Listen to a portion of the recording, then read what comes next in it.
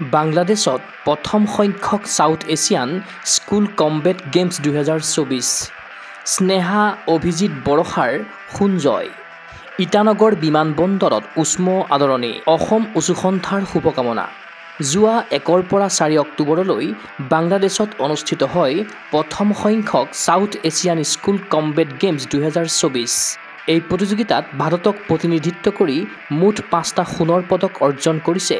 অসমৰ 3 উচু খেলুৱে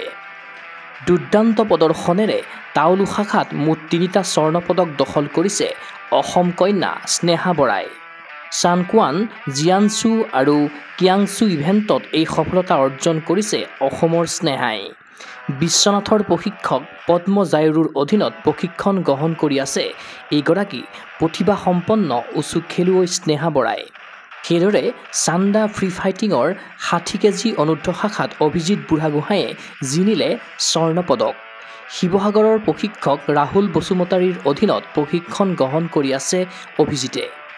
আনহাতে চান্দা ফ্ৰী ফাইটিঙৰ 56 কেজি অনুৰ্ধ শাখাত বৰষা হাতীমুৰিয়াই দখল কৰিছে আনটো সোণৰ পদক চৰাইদেউৰ প্ৰশিক্ষক ৱাংমাং ৱাংচুৰ অধীনত প্ৰশিক্ষণ গ্ৰহণ কৰি আছে বৰষা হাতীমুৰিয়াই ইফালে ইটানগৰ বিমানবন্দৰত উপস্থিত হোৱাৰ পাছতে গামোচা জাপিৰে স্বাগতম জনালে অসমৰ 3গৰাকী উচু খেলুৱৈক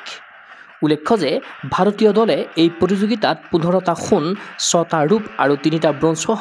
মুঠ 24টা পদক অৰ্জন কৰিছে পদক জয়ীক শুভেচ্ছা জ্ঞাপন কৰিছে